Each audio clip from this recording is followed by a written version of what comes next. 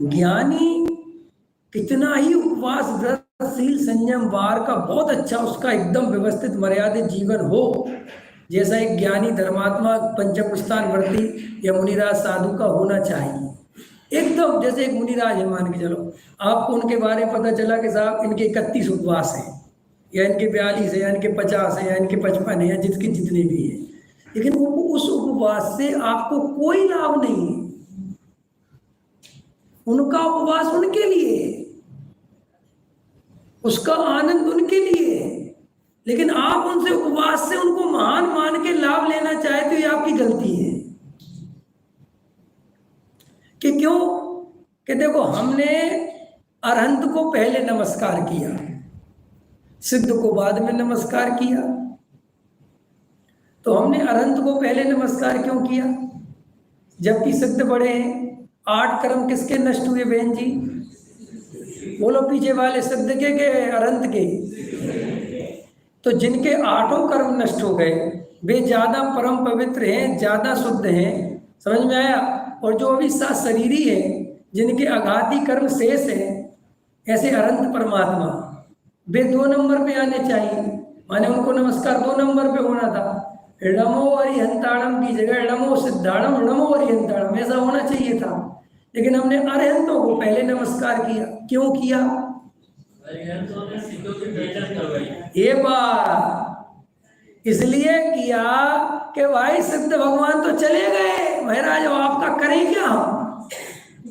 हमें जो ये तत्व ज्ञान सुनाने वाले, समझाने वाले, वेद ज्ञान की बात बताने वाले, आत्म कल्याण की चर्चा सुनाने वाले, तो ये अनंत परमात्मा है। हमारा काम तो इनसे निकलना है। नहीं समझ? गुरु गोविंद दो खड़े, काके लागू पाओ, बलहारी गुरु आपकी, गोविंद यो बताओ। कि साहब गोविंद से पहले नमस्कार गुरु जी को करो। इसमें मेरा एक खतरनाक उत्तर ये भी है कि गुरु जी को नमस्कार करो, लेकिन गोविंद के पास चले जाना, गुरु जी के पैर पकड़ के मत बैठ जाना। नहीं समझ में आया? वो तो एक सिंबल दिया कि भाई पहले नमस्कार इनको करना। आप समझ रहे ना? अंतरंग से, गहराई से विचार करें, अपन समझे वस्तु स्वरूप को कि भाई कोई बहुत तपस्वी है तो उनकी तपस्या से मेरा भला नहीं हो सकता। मेरा भला तो तब हो सकता है जब वो प्रवचन में हमें तत्व ज्ञान समझाए, हमें आत्मा की पहचान करना सिखाएं, हमें वेद ज्ञान की बात सिखाएं, हमें तत्व ज्ञान बताएं, तो हमारा लाभ हो सकता है। तो इसलिए जो ये बाहर का विरसशील संयम है, ये जो करता है उसके लिए तो लाभ है, उनका निषेध नहीं कर रहा मैं, लेकिन उससे हमें कोई लाभ हो जाएगा। कई लोगों ने सोच रखा है, एक अच्छा अनुमोदना नाम का धर्म बहुत अच्छा है। ये जैनी है भाई साहब, जैनी तो जैनी होते है कि नहीं? हमारे जवेरी बाजार में से जहाँ डायमंड का मार्केट होगा, वहाँ की धूल भी लोग क्यों पैसों में बिकती होगी। कि क्यों? कि धूल में से भी एक आध डायमंड का निकल आया कुछ तो माला माल हो जाएगी। है ज्वेलर्स होते ना, इनके दरवाजे की धूल भी कहते हैं कि लोग बेचते हैं। तो ऐसे ही क्या होता है कि जैनी बहुत होशियार है। उनने कहा उपवास तो करे मेन साहब ने, बोले साहब मैं क्या करूं? बोले तुम अनुमोदना कर दो, कुछ तो तुम्हें भी मिल जाएगा। हवन बहुत होशियार, जी बहुत अच्छा। अरे कितने करे? 50। तो मेरे के कितने % आएगा?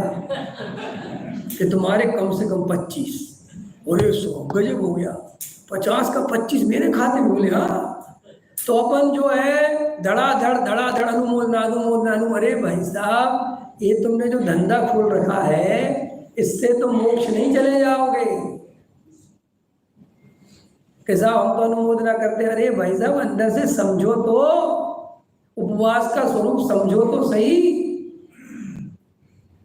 अपने शरीर को कष्ट देने का नाम उपवास नहीं है। अपने शरीर को कष्ट देने का नाम संयम नहीं है। अत्यंत आनंद में रहना, इसका नाम संयम है। जहाँ इतना आनंद आवे कि रोटी की याद ना आवे, उसका नाम उपवास है।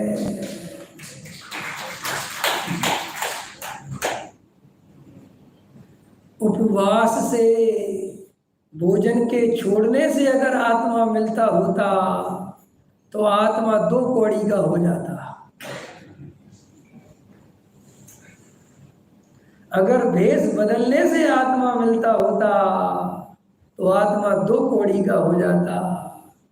लेकिन गांधी जी, बात तो यही है कि चाहे गिरनार जी के पहाड़ चढ़ो, चाहे शिखर जी के पहाड़ चढ़ो, चाहे कितनी यात्रा करो, चाहे जहां जाओ, आत्मा बाहर के कार्यों से नहीं मिलता। जब सारे बाहर के कार्य बंद करके अकर्ता ज्ञायक भगवान आत्मा को स्वीकार करता है और अपने ज्ञान स्वभावी चैतन्य तत्व की अनुभूति करता है, जो जानने देखने वाला ज्ञायक भगवान आत्मा है, यही जीव तत्व हूँ, यही मैं हूँ, ऐसे उस आत्म तत्व में अपनापन स्थापित करता है। और इस संसार में कहीं सुख नहीं है, कोई सुख नहीं है, सब भिन्न है, ऐसा जानकर निर्णय करता है और अपने आत्म स्वरूप में रमता है। और उसमें जो आनंद आता है, और वो आनंद इतना आता है कि फिर बाहर निकलने की स्थिति नहीं रह जाती, तो वहाँ भोजन आदि के विकल्प नहीं रह जाते, क्रिया का कोई काम नहीं रह जाता और उपवास हो जाता है। और अज्ञानी जीव को लगता है कि आज मुनिराज ने उपवास किया, आज मुनिराज ने भोजन नहीं लिया। अरे उनने सबसे ज्यादा अतीन्द्रिय भोजन आज लिया है। क्या करें, हमने खाई जड़ भोजन है, तो हमें चेतन भोजन पता ही नहीं है। अब जिसने जड़ खाया वो क्या करे, तो जैसे ही जड़ छोड़ा तो उसे महिमा आ जाती है। ये बताओ, इनने तो आज 2 दिन से भोजन नहीं करा, लेकिन वे 2 दिन से अतीन्द्रिय आनंद इतना ज्यादा पी रहे हैं कि बाहर के भोजन की जरूरत नहीं है। अभी आजकल देखो, मैं आपको कई उदाहरण दे सकता हूँ, मेरे पास हजारों उदाहरण इस बात को समझाने के लिए कि ये जो पंचेंद्रिय के विषय भोग है, कल मैंने उठाया था ये टॉपिक, ये अच्छे बुरे नहीं है, इनसे आपको घृणा करने की या दूर भागने की या लड़ने झगड़ने की जरूरत नहीं अपनी इंद्रियों से। ये इंद्रियां कोई हमारी दुश्मन नहीं है, ये आँख कान नाक कोई हमारे दुश्मन नहीं है कि जी आंखें फोड़ दो, जी हमें दुनिया को दिखाती है। अरे भाई साहब, तू कैसी बातें करता है? अगर ये आंखें नहीं होती, ये कान नहीं होते, तो ये तत्व ज्ञान सुनता किससे? लेकिन ये अलग बात है कि तुम्हें इंद्रियों का सदुपयोग करना नहीं आता। अब तो कोई मोबाइल है, अरे क्या दुनिया जा रही है, कहाँ दुनिया जा रही है, आजकल इंटरनेट ने दुनिया बर्बाद कर दी, लेकिन दुनिया आबाद भी तो कर दी। इसके फायदे कितने? आज जो घर में बैठी अम्मा है, बुजुर्ग हैं, या जिनके पास समय नहीं है, ऑफिस जाना जरूरी है और ऑफिस में पहुंचना बहुत जरूरी है, लेकिन वहां मोबाइल रख के प्रवचन सुन सकते हैं, तो उसके लिए कितनी लाभ की चीज है। और बताऊं, संगी पंचेंद्रिय हुए बिना सम्यक दर्शन नहीं होता। भाई साहब, तुम इंद्रियों की इतनी बुराई क्यों करते हो? लेकिन इंद्रियों का दुरुपयोग करते हैं तो वो गलती इंद्रियों की नहीं है, वो अपराध आपका है। आप इंद्रियों को दोष मत दो।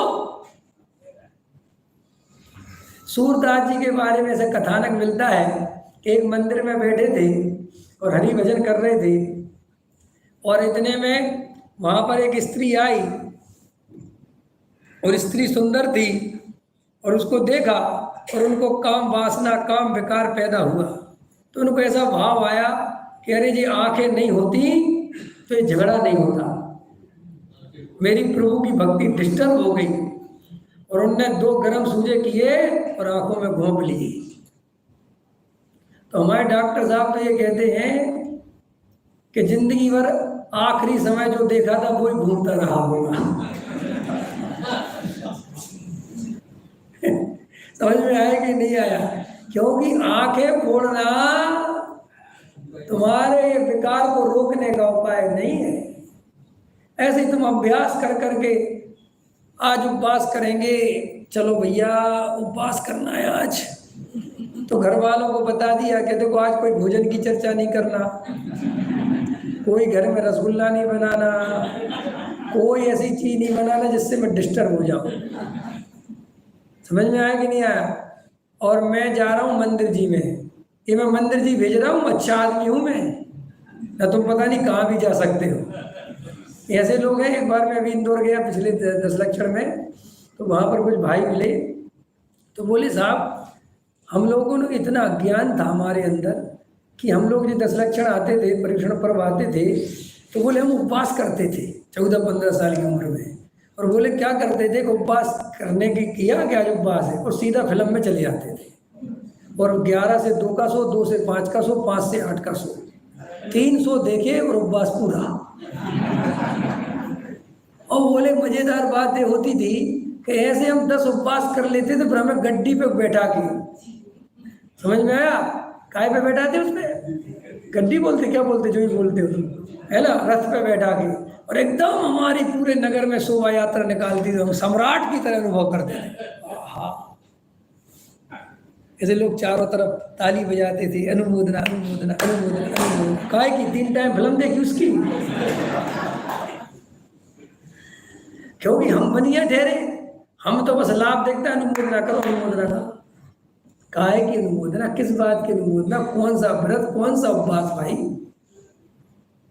बताओ। मैं कभी नहीं सोचता था इतनी पढ़ी लिखी समाज, इतने पढ़े लिखे लोग इतनी सी बात नहीं समझ पाएंगे। लोग कहते, आरोप लगाते, ये लोग ब्रजशील संयम का निषेध करते। अरे भाई निषेध नहीं करते, ब्रजशील संयम का सच्चा स्वरूप समझाते हैं।